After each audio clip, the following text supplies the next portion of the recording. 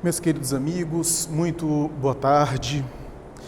Pedindo a Deus, a espiritualidade maior, que nos abençoe, que nos envolva nas suas bênçãos, na sua proteção, por intermédio dos espíritos bons, notadamente a espiritualidade superior que representa essa instituição, para que, através de Jesus, ou representando Jesus, possa nos inspirar, nos envolver o raciocínio, a fim de conseguirmos penetrar no ensinamento de hoje. Para mim é uma grata satisfação estar voltando a essa casa. A cada vez que eu volto a essa casa está mais bonita. Na próxima, acho que já é uma coluna espiritual.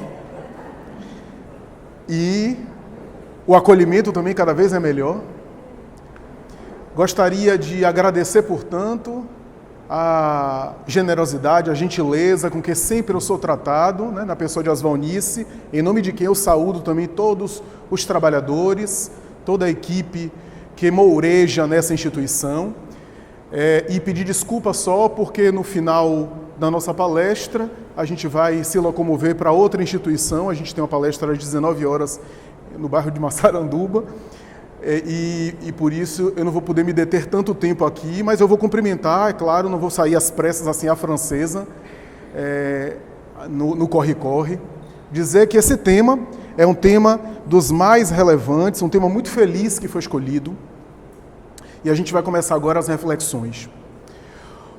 O pai da psicanálise, Sigmund Freud, embora materialista e cético, tem uma frase que me chama muito a atenção.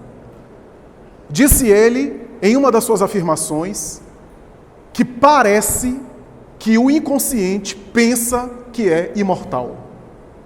Essa assertiva do grande neurologista austríaco e fundador da psicanálise, que tanto estudou o comportamento humano, mas que deu ao inconsciente, ao psiquismo humano, uma base essencialmente biológica material, tinha uma impressão de que dentro de nós havia algo que acreditava que era eterno, que era imortal. Com a licença de Freud, se ele trocasse a expressão inconsciente para espírito, estava tudo certo. Não obstante, ele compreender a vida apenas entre o berço e o túmulo, ele conseguiu compreender que parecia haver dentro da intimidade da criatura uma certa intuição que a vida se prolonga além da experiência material. A verdade é que Freud toca em um assunto, mesmo que de maneira subreptícia, sutil, que Jung, mais tarde o seu discípulo, e que mais tarde discordaria em alguma parte da teoria da psicanálise para fundar sua própria escola, Jung vai dizer, ou vai estudar, dando a ideia de que existem elementos universais, elementos dentro da criatura que são de ordem coletiva, isso é, que são temas gerais da humanidade, mas ainda assim, o psiquiatra suíço também dá uma explicação materialista ao chamado inconsciente coletivo e a esses temas gerais. O que eu quero dizer é que religiosidade, é um desses temas gerais que se repetem ao longo das gerações. Sem me adentrar muito pelos labirintos da psicanálise e da psicologia, poderemos dizer que a ideia de religião é uma espécie de arquétipo, ou seja, de um tema central no inconsciente coletivo. Não há uma cultura terrestre, não há uma nação ou uma civilização na história da humanidade que fosse essencialmente, substancialmente, profundamente materialista. Sempre houve indivíduos isoladamente materialistas. Sempre houve bolsões de cultura materialista. Mesmo na União Soviética, do comunismo de Stalin, ainda assim, haviam tradições espirituais e religiosas dentro do regime da cortina de ferro. Nunca houve, portanto, uma tradição total materialista. As culturas, as nações, de um modo geral, sempre foram religiosas. Sempre houve as ideias religiosas que floresceram. E hoje, com o avanço da neuroanatomia e das pesquisas da estrutura cerebral, com a chamada neuroanatomia funcional, a tomografia com emissão de pósitrons e de fótons, quando a pessoa pensa em uma coisa e determinada área do cérebro é ativada e através dos aparelhos específicos dá para saber que área do cérebro está funcionando a partir de determinadas atividades. Se dá para mapear áreas específicas que predominam, onde predominam as atividades neurocerebrais, as atividades neurológicas, as atividades da neuroanatomia associadas a condutas e atividades, comportamentos religiosos. Áreas biológicas associadas a experiências religiosas. De alguma forma dizendo que a criatura humana, ou pelo menos indicando, induzindo, sugerindo que a criatura humana, na sua intimidade, mesmo do ponto de vista biológico, tem funções religiosas. Foi programada para crer. Foi programada para experiências religiosas. O homem é o único animal religioso. É o único animal que busca o transcendente, o sagrado, que de alguma forma procura transcender em relação a si mesmo, procura as questões que norteiam a sua vida, que tende a interagir, a se relacionar com o divino. E esse é um dos temas basilares da cultura. Um outro arquétipo que poderíamos dizer aqui, sem rebuços, sem dúvida, é a ideia de uma justiça. Uma justiça divina, uma justiça que está presente na humanidade, que foi, inclusive, em civilizações antigas, a base da construção da justiça humana.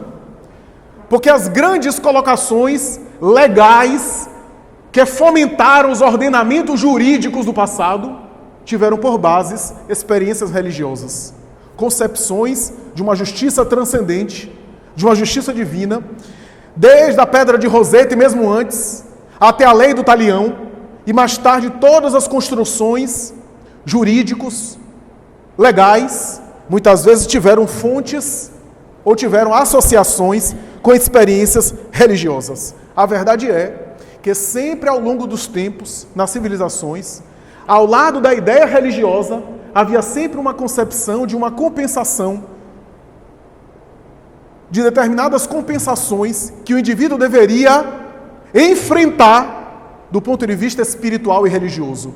Mesmo no senso comum, quando se diz que aqui se faz, aqui se paga, e assim por diante, velhas e antigas expressões, brocardos populares, sempre houve a ideia ventilada de que há, de alguma forma, uma compensação da vida, e a própria vida estabelece as compensações, equipara, ajusta as coisas, e impulsiona para a ordem aquilo que foi desordenado, e a criatura, do ponto de vista individual, responde por isso. Mesmo que de uma maneira imperfeita, a compreensão dessa justiça divina sempre esteve, mesmo em tribos primitivas.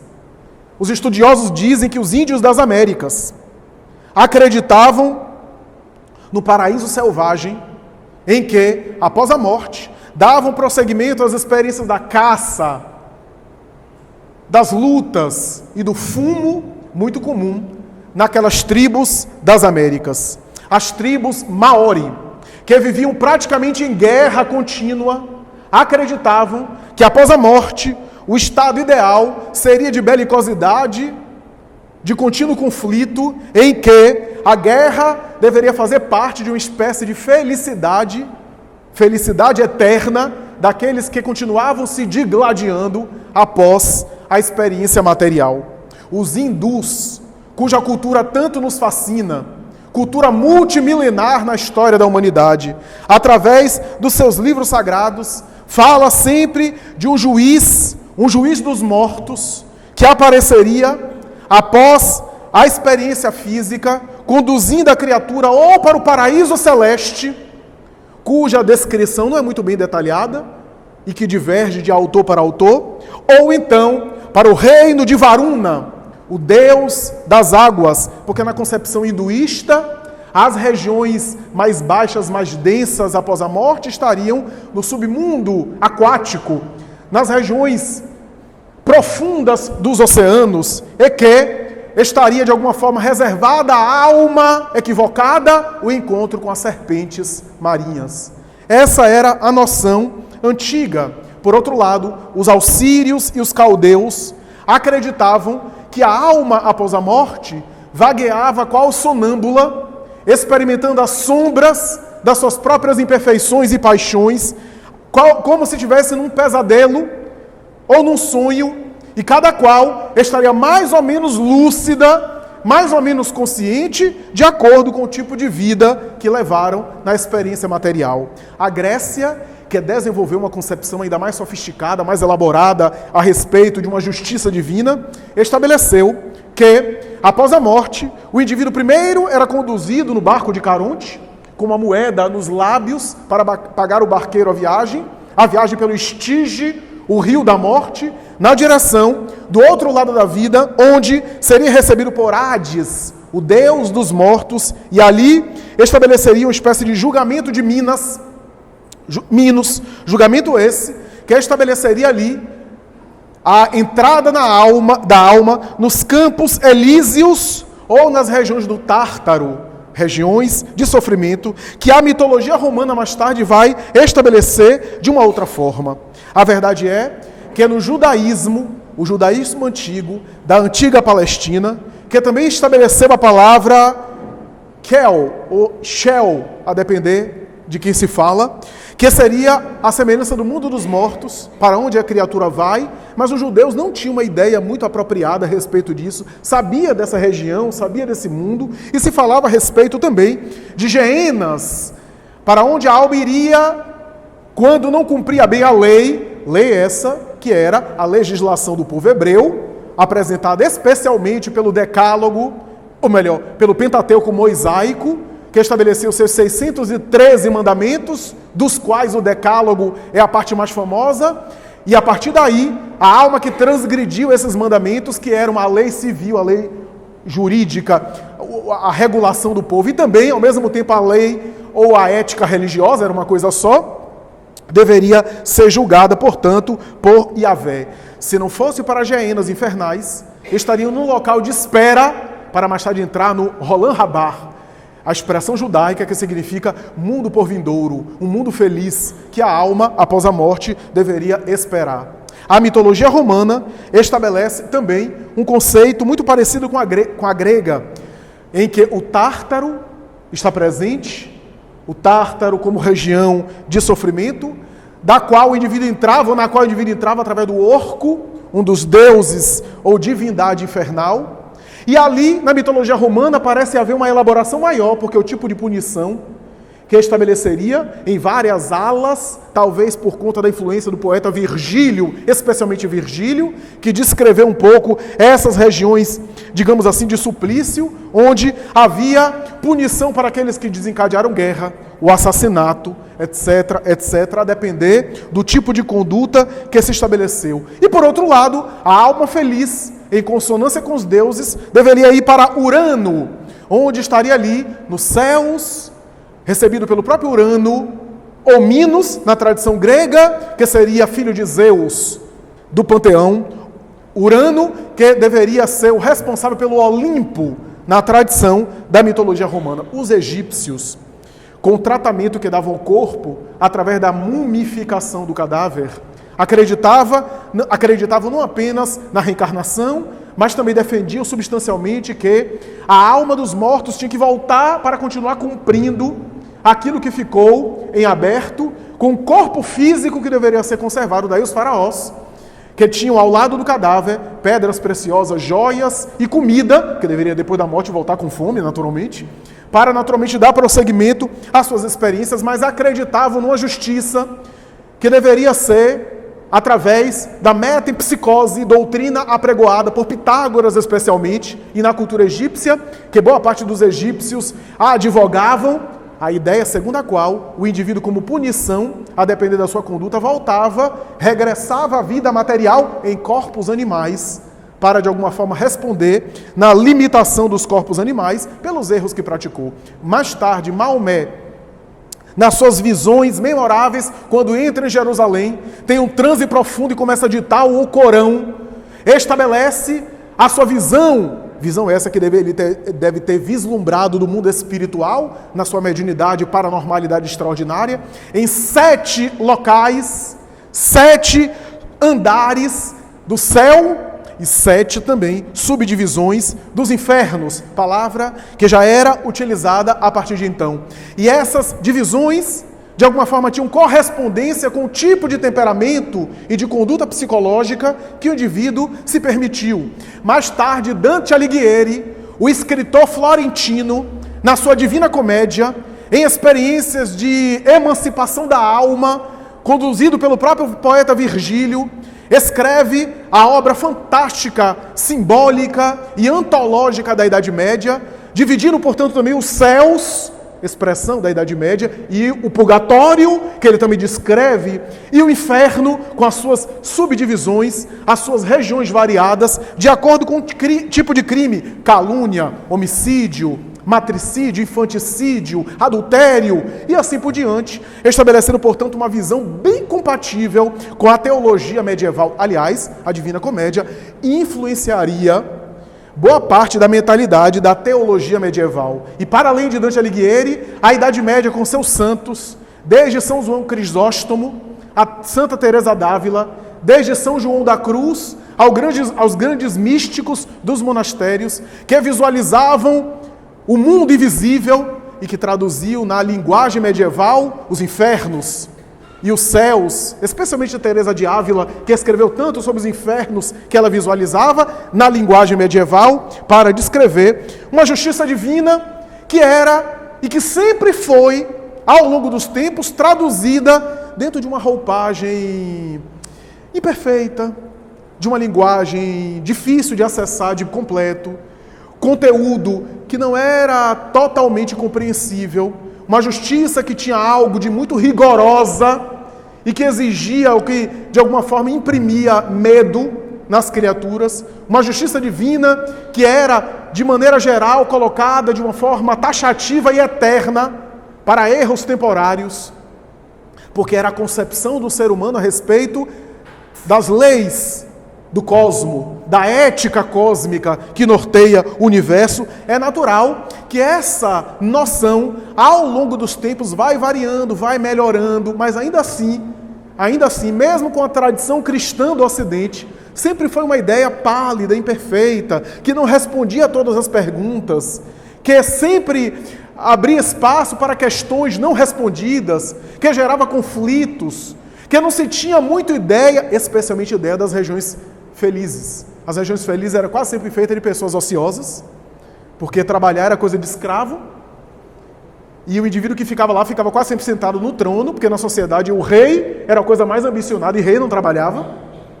Então era essa a ideia, porque as regiões felizes eram mais difíceis ainda de serem concebidas pelo homem, especialmente um homem de séculos passados, cuja mentalidade era muito material, cujas referências eram muito sensoriais, muito instintivas. Daí a noção de uma justiça divina, de uma justiça transcendente.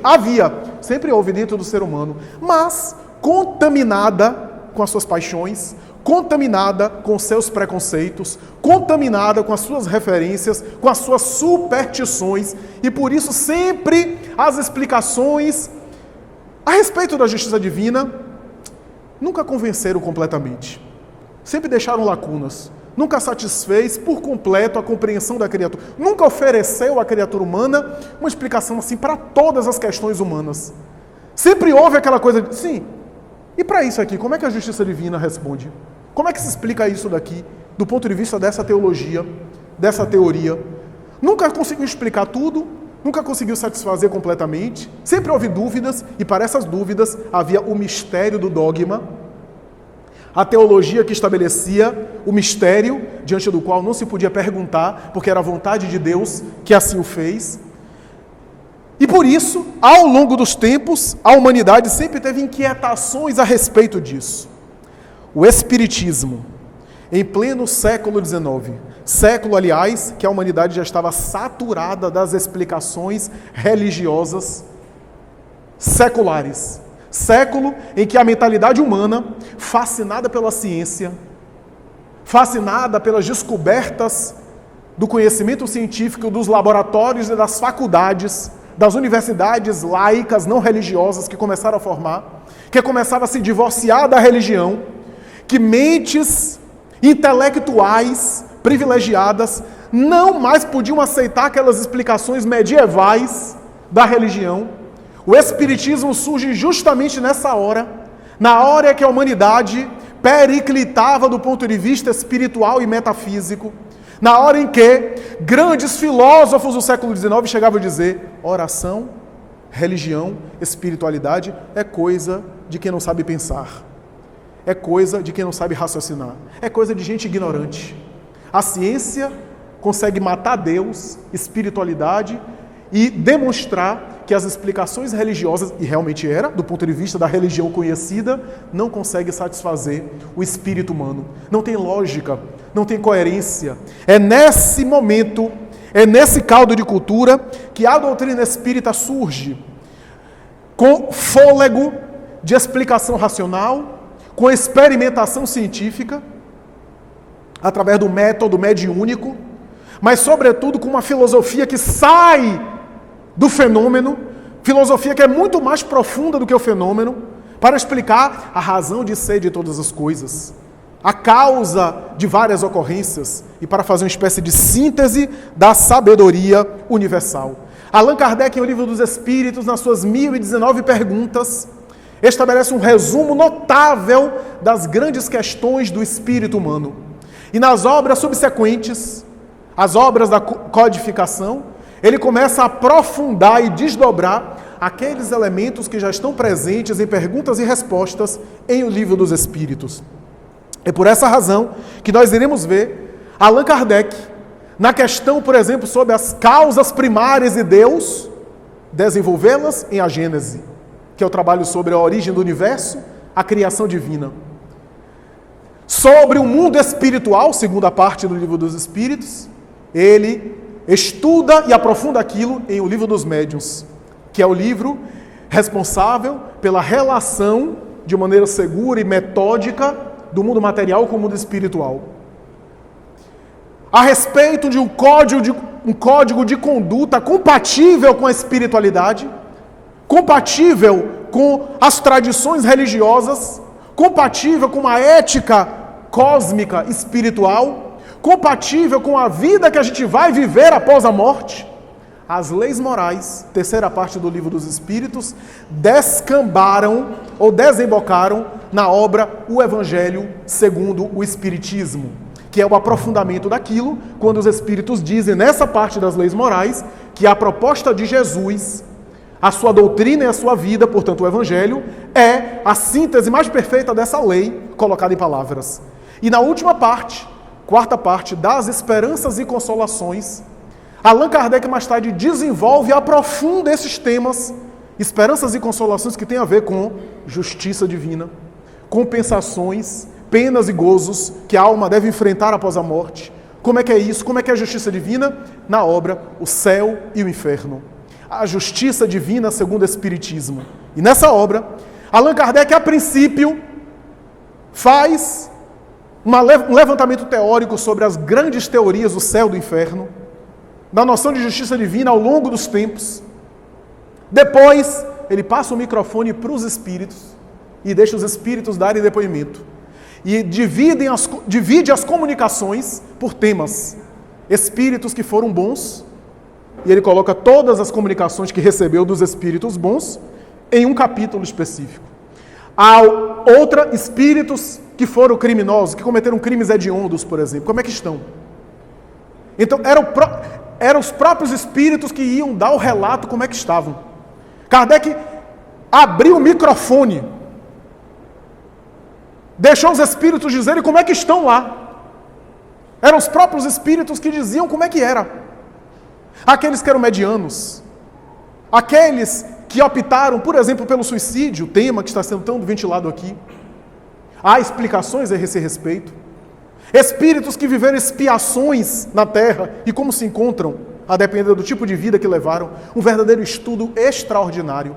E, a partir desse relato, esse relato extraordinário, ele tirou algumas conclusões.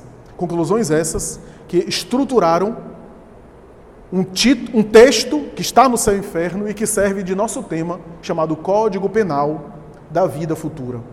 A princípio, Antes de entrar no código, Allan Kardec vai dizer que a noção da vida espiritual vai evoluindo à medida que o espírito evolui também. Quanto mais material é o homem, mais material ele estrutura a vida após a morte. Daí a justiça divina também é mais material. À medida que ele evolui, a sua concepção de justiça melhora, aperfeiçoa, inclusive para alterar as leis e para melhorar a concepção das leis humanas. À medida que ele evolui, ele também concebe a justiça divina de uma forma mais amadurecida, de uma forma mais sofisticada, de uma forma mais condizente com a realidade de Deus. E ele vai dizer também que as leis humanas são reflexos da consciência do espírito que já consegue compreender as leis universais, mesmo que seja intimamente. O espírito Joana de Ângeles, por meio de Divaldo Franco, vai dizer que a noção de justiça começou a desabrochar no ser humano primitivo a partir do momento que a razão começou a nascer também. Praticamente quando o raciocínio nasce, a noção de justiça também nasce no ser humano. Por quê? Porque a justiça tem a ver com equidade. Noção de justiça tem a ver com equidade. Tem a ver com isonomia. Tem a ver com compensações. À medida que a criatura começou a raciocinar, como a lei de Deus está na sua consciência, portanto a justiça divina está dentro dela, só que contaminada com a maior ou menor influência de matéria que a matéria exerce sobre ele, ele vai tendo noção de justiça cada vez mais aperfeiçoada. O que significa dizer que ele vai, de alguma forma, aperfeiçoando isso. Ele vai desenvolvendo isso. Ele vai melhorando. E os espíritos vão dizer a Allan Kardec uma coisa importante. Primeiro, eles confirmam a tradição de todos os povos, uma justiça divina, mas vão explicar de uma maneira mais racional e mais clara. Uma das coisas mais importantes do Código Penal da vida futura, e aliás, uma das coisas mais bonitas que a gente lê no Código Penal da vida futura, é que essa justiça é interior. Que não é um tribunal que você vai enfrentar fora. Que quando eu desencarnar ou você desencarnar, logo, logo, espero que para mim demore um pouco mais, não sei se para vocês também. Ao chegar no mundo espiritual, não vai ver ninguém lhe acusando. Não vai ter ninguém apontando o dedo, condenando você, emitindo uma sentença, proferindo uma sentença de condenação, de absolvição.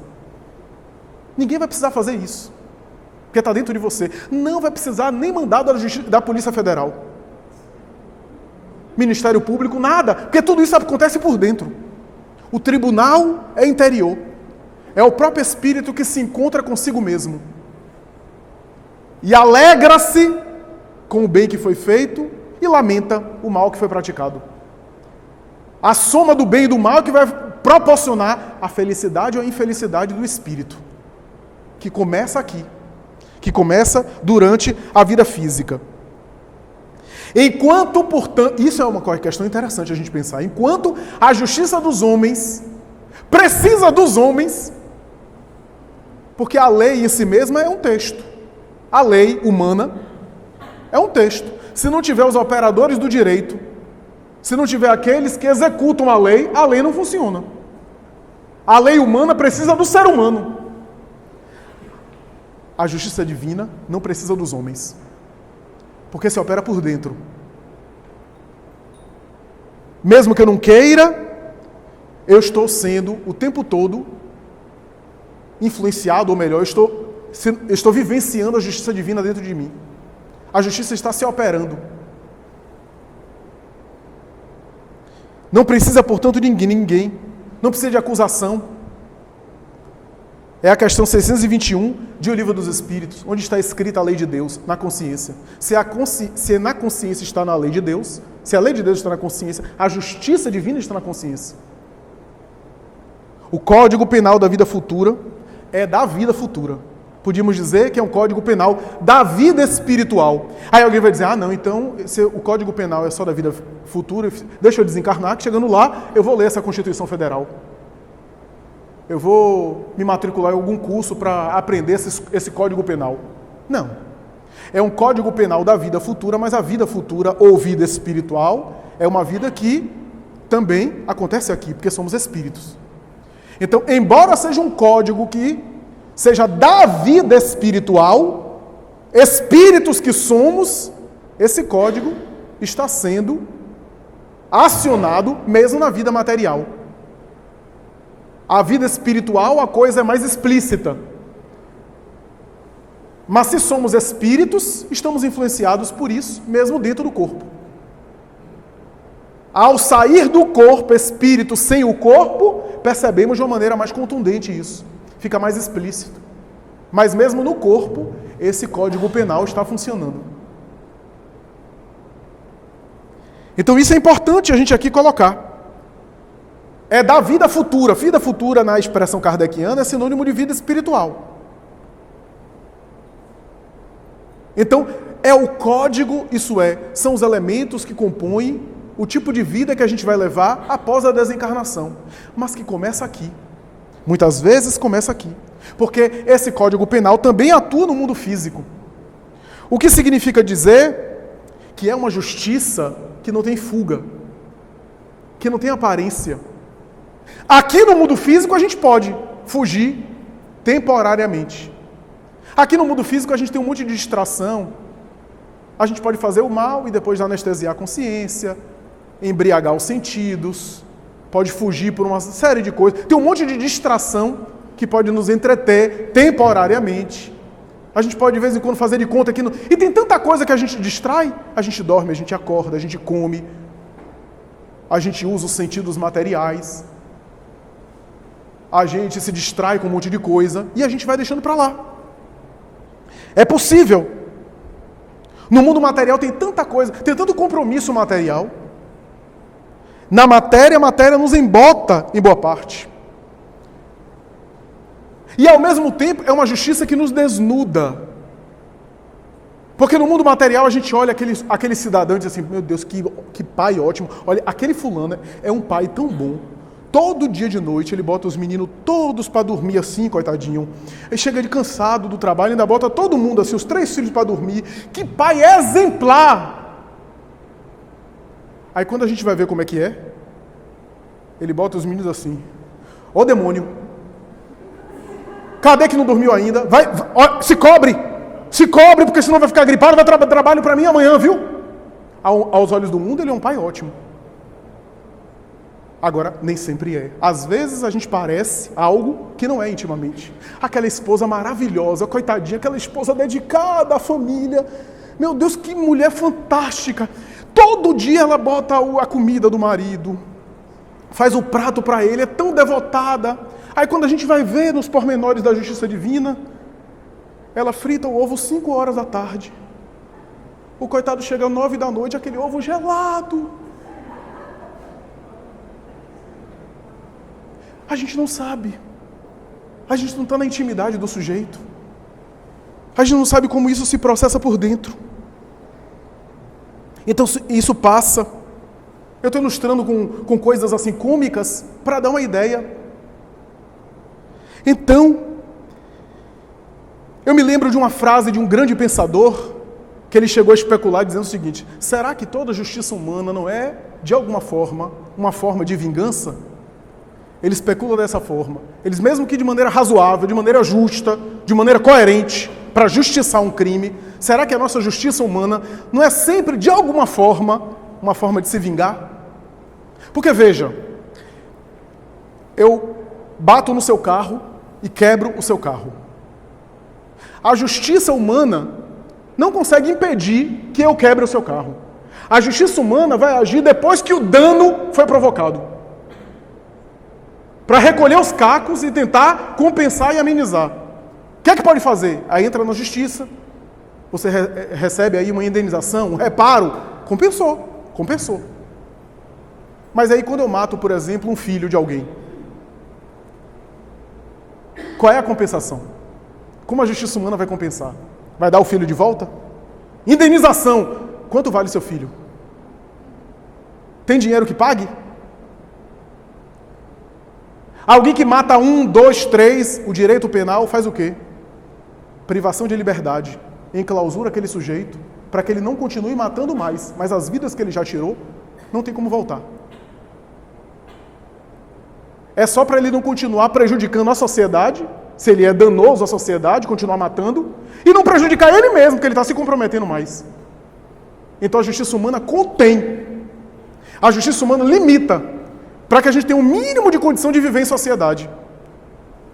Mas eu não sou da área do direito, eu não sou especialista, mas eu desconfio que a justiça humana é impotente para regenerar, para transformar. Às vezes até consegue regenerar, mas eu desconfio que essa regeneração é um conjunto de fatores que a lei também ajudou. A lei pode ter ajudado. Lembra do cinto de segurança? Quando houve a lei do cinto de segurança, teve gente que se revoltou, não vou usar. Hoje ninguém questiona mais, educou. E todo mundo, pelo menos a grande maioria, usa o cinto de segurança.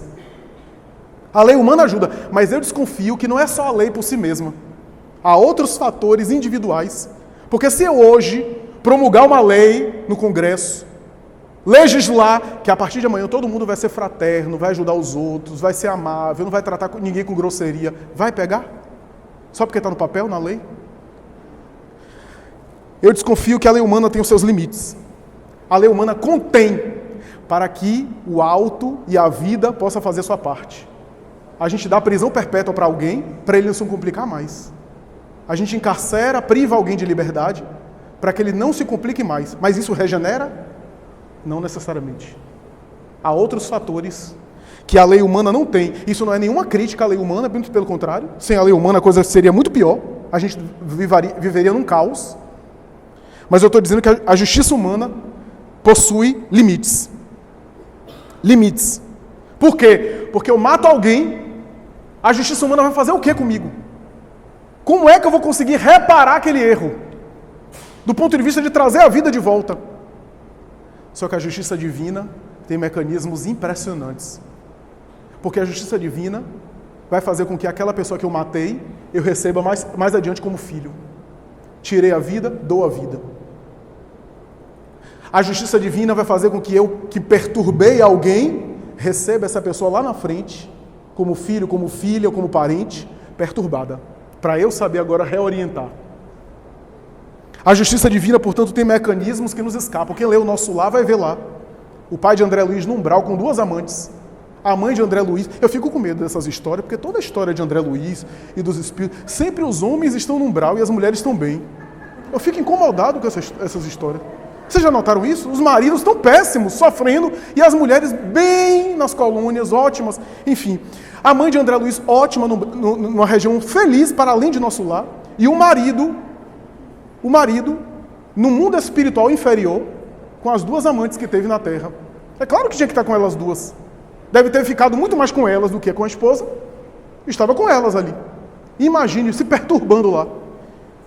André Luiz desencarnou, passou 8 anos no umbral, foi recolhido pela colônia e ele continuava lá sofrendo. Imagine quanto tempo isso. A aflição, a consciência de culpa.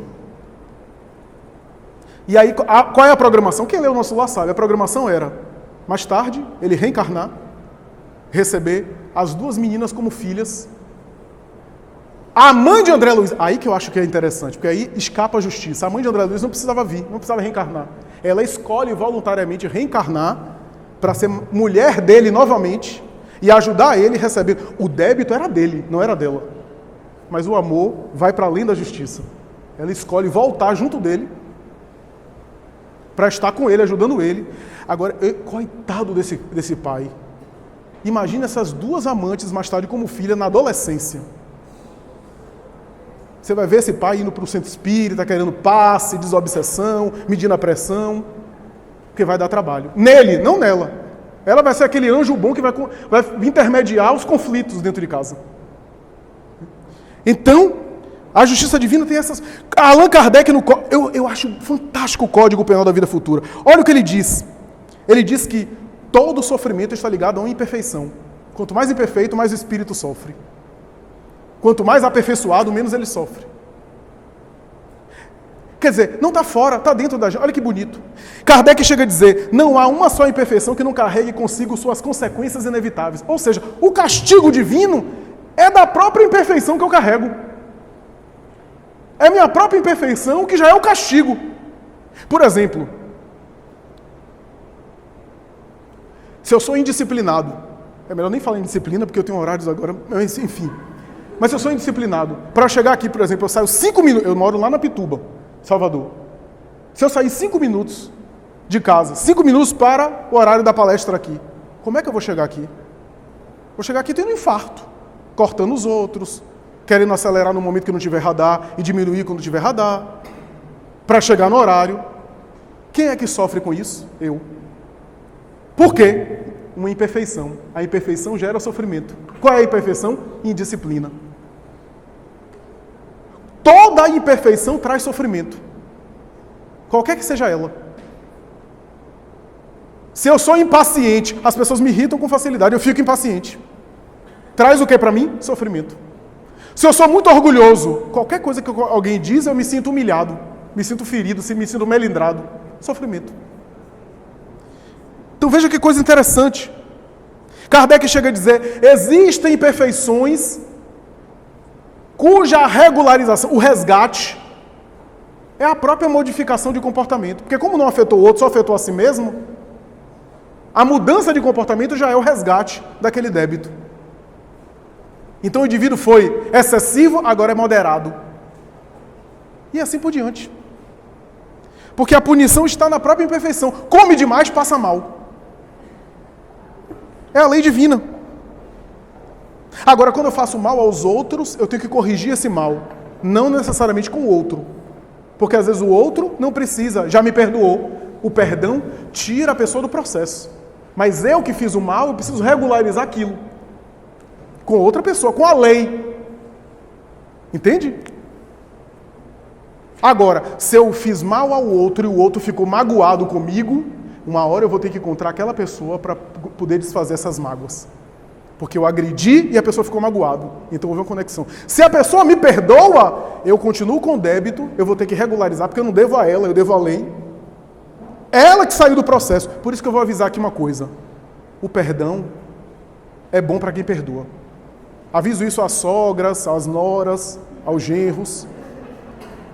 Quer reencarnar junto daquela pessoa que você não gosta? Odeie. Fique com mágoa, cultive bastante mágoa, que na próxima você volta junto. Quer se libertar da pessoa? Perdoe. O perdão é que liberta. O amor é que liberta, o ódio é que aprisiona, vincula. Então, isso tudo está no Código Penal da Vida Futura. Kardec fala, aqui foi comentado, antes eu estava ouvindo aqui, aprendendo com os irmãos, arrependimento, expiação, reparação. Está lá no Código Penal. Kardec não chama de inciso, chama de itens, né? Os itens. O indivíduo se arrepende, se dá conta. Expia, sofre. Essa expiação pode ser imediata, as consequências do equívoco dele ele sofre. Pode ser também de uma para outra encarnação, o indivíduo se arrepende, depois ele expia o mal que fez, passando pelas mesmas circunstâncias, mas não basta isso, é necessário reparar o mal que fez, fazendo de maneira diferente. Né? Às vezes é em uma existência, às vezes é em várias existências. Né? Veja que processo bonito. Na área do suicídio a gente vê isso. Tem casos de suicídio, por exemplo, quem leu a obra de Ivone Pereira vê isso. O indivíduo teve um drama amoroso do casamento, é por conta daquele casamento desajustado, a própria Ivone viveu isso, opta pelo suicídio, que é uma perda de tempo, na verdade, desencarna, sofre, se arrepende, sofre, volta à reencarnação e volta, depois de sofrer as consequências do suicídio, volta naquele mesmo problema para viver de novo aquele problema que gerou o suicídio. Porque é assim, para passar no teste. Se eu errei no teste, eu vou ter que passar pelo teste de novo. Por isso, não odeie o político que você não gosta. Sabe por quê? O político que você não gosta, qualquer que seja ele que, se não se conduziu bem, vai reencarnar e vai assumir o poder de novo. Porque ele precisa passar no teste. Então, a lei divina é extraordinária. No livro Memórias do Padre Germano, já caminhando para concluir, tem um momento, no início da obra, acho que é o primeiro capítulo, um momento impressionante que o Padre Germano recebe um sujeito no confessionário. Ele odiava o confessionário. Tanto é que o sujeito disse, padre, eu queria confessar. Confesse para Deus, meu filho. Mas eu sabia que você, sempre me fala que você é um padre que não gosta de confessionário. Eu disse, Deus me livre, eu só gosto da confissão das crianças, que até os anjos sorriem da confissão delas. Eles, padre, eu preciso me confessar porque eu não aguento mais. Eles, o que é? Eu sou juiz da cidade, você não sabe? Sim, eu sei. Você soube do crime que aconteceu aí? Um homem que teve a cabeça despedaçada? Pois é. Sim, eu sei. Inclusive o autor do crime já foi preso. Ele diz, não, mas ele não é autor do crime. Eu sou juiz da causa e eu não posso proferir a sentença, porque a lei recomenda que a sentença é capital, é a pena de morte. Na época havia essa legislação onde um padre germano morava, na Espanha. Ele diz, mas meu filho, o próprio sujeito assumiu que ele cometeu o crime. Não, mas eu sei que ele não cometeu o crime. Ele diz, mas por quê? Porque fui eu. Fui eu que cometi esse crime. Assunto muito problemático, um problema de família aí, que eu não quero nem entrar nos meandros, mas eu não posso condená-lo. Só que vai ser estranho se eu não condená-lo. O padre Germano diz, meu filho, haja de acordo com a lei humana, porque se esse sujeito está confessando o crime, é porque ele traz alguma coisa dentro dele que precisa ser justiçado também. Era a mentalidade de padre Germano, católico na época. Antes de morrer, o padre é chamado. E o réu que foi condenado recebeu a visita de padre Germano. E aí a conversa foi, meu filho, antes de você morrer, confesse para mim, eu sei que você não cometeu esse crime. Fale para mim. Eu sei, porque já busquei alguns informes e tenho certeza que não foi você. O homem se surpreendeu e disse, padre, realmente não fui eu. Só que há anos atrás, eu matei uma pessoa, uma mulher, com quem eu estabeleci um relacionamento. E esse crime não me sai da cabeça. A consciência de culpa era tão grande. Às vezes eu a vejo me acusando e me apontando um erro. Eu sonho com ela. Tive uma esposa e de vez em quando, acariciando a esposa, eu via ela na figura da minha esposa. Eu não tenho paz há anos.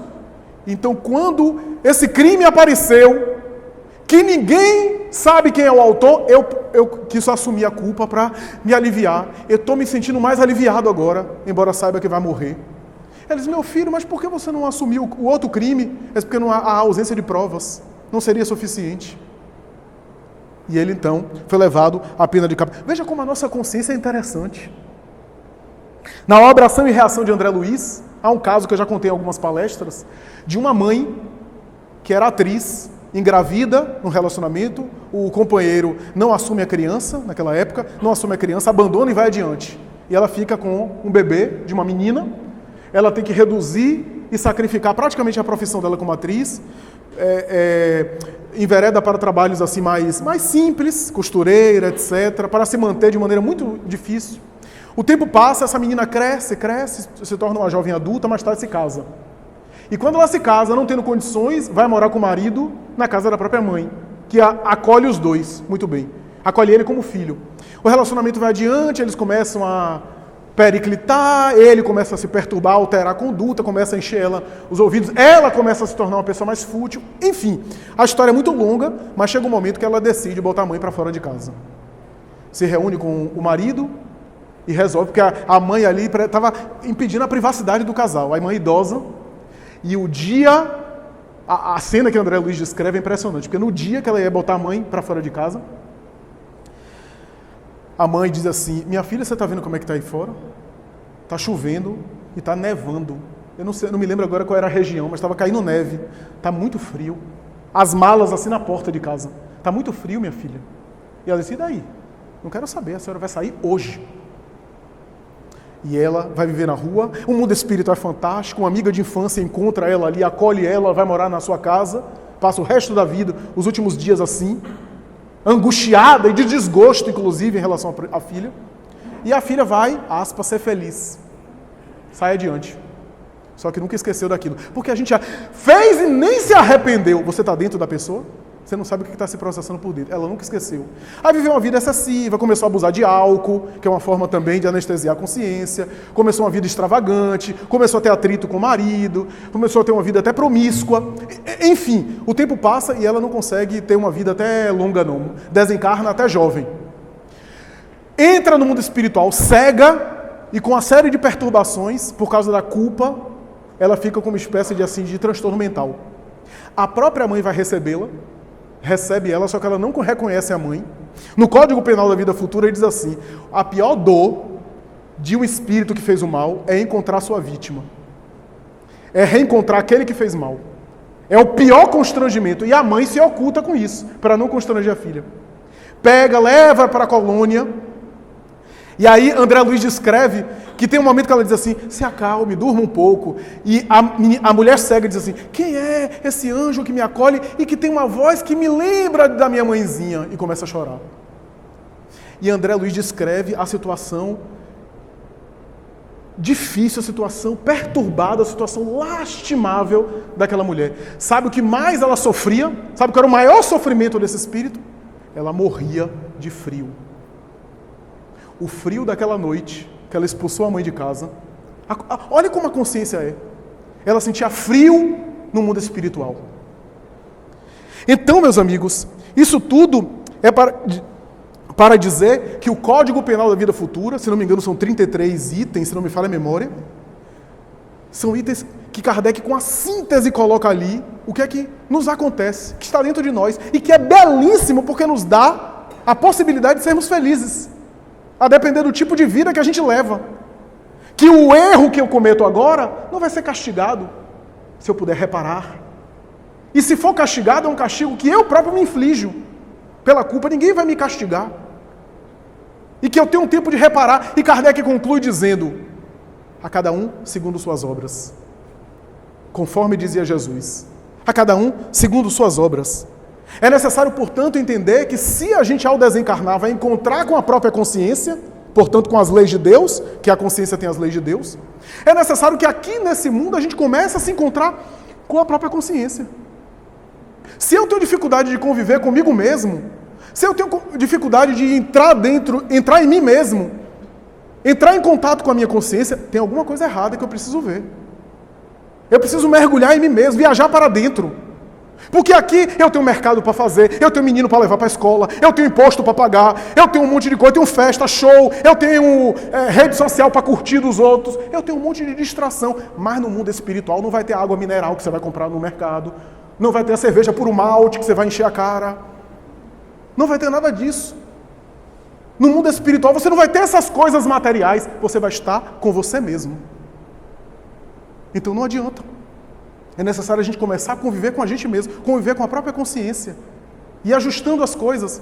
Porque não dá para o mundo espiritual. Na próxima eu vou querer reencarnar bem longe de mim mesmo. Não dá. Então o ideal é que a gente treine isso. Viver consigo. Estar bem consigo para estar bem com os outros. Essa é a proposta. E para concluir, eu me lembro de um texto de Humberto de Campos por Chico Xavier, chamado Treino para a Morte, que ele fala um pouco disso. Tem uma das obras de Chico. Ele vai dizer, no seu jeito irônico, que perguntaram, deve ter perguntado a Chico, e Chico consultou Humberto de Campos e escreveu, né? Humberto de Campos escreveu, porque parece uma resposta para alguém. E ele diz assim, você me pede, logo a mim, que não fui sacerdote, não fui entendido de religião, pelo contrário, fui um escritor na terra até cético, e agora no mundo espiritual você pede a mim para descrever o que é que te aguarda após a morte. Eu vou lhe dizer logo, eu não sou a pessoa mais adequada. Até porque se eu estivesse no seu lugar, eu não acreditaria em uma palavra que eu vou dizer. Mas como é meu dever, porque o Humberto de Campos tinha esse estilo irônico, né? Mas como é meu dever, eu vou lhe dizer, comece pelos pequenos desapegos. Ame mais e possua menos. Se você tem muito patrimônio financeiro, comece a ajeitar a papelada. Porque eu tenho visto gente aqui comparecendo em cartório, em audiência judicial, vendo os bens direcionados justamente de acordo com o que ele não quer e vendo as brigas dos herdeiros. Comece a comer menos, porque a criatura deve comer para viver e não viver para comer. Abdique ao máximo possível dos vícios, os chamados vícios sociais. Cultive bons pensamentos. Procure não se apegar demais às pessoas. Porque mesmo as funções de pai, mãe, esposa, marido, são funções transitórias. Isso que é duro, né? Porque a gente fala do apego, e esse apego, a minha função, eu tenho um filho de 4 anos, a minha função com ele é transitória. Porque ele pode desencarnar. Ou pela lei natural, eu vou desencarnar antes dele. Esse papel social é transitório. No mundo espiritual, os papéis podem se alterar. E aí o Espírito conclui dizendo, mas sobretudo ame. Ame e faça tudo bem. Olha, meus amigos, eu nunca vi, tenho mais ou menos 15 anos de sessão mediúnica, tenho amigos aqui que devem ter muito mais experiência do que eu nunca vi um espírito no mundo espiritual, voltar para dizer, ó, eu amei muito na terra, fiz muito bem e estou arrependido. Não sejam trouxas não amem não. Então para que isso? A gente vai desencarnar, para que essa rigidez? A gente às vezes vive erigindo regra, não, se não falar comigo, se não colocar um emotion no WhatsApp, eu não respondo. Para que? Ame, faça tudo bem. Vão achar que eu sou trouxa, que eu sou fraco. O problema é de cada um. No final das contas vai ser com você mesmo, não se arrependa de fazer o bem. Porque, repito, nunca vi um relato assim, de alguém arrependido de ter feito o bem no mundo espiritual. Eu vejo o contrário. O arrependimento de não ter feito o bem. As oportunidades que se passaram, e a pessoa estabeleceu regras muito rígidas, e perdeu a oportunidade de se relacionar bem com as pessoas. Porque nós espiritualizamos-nos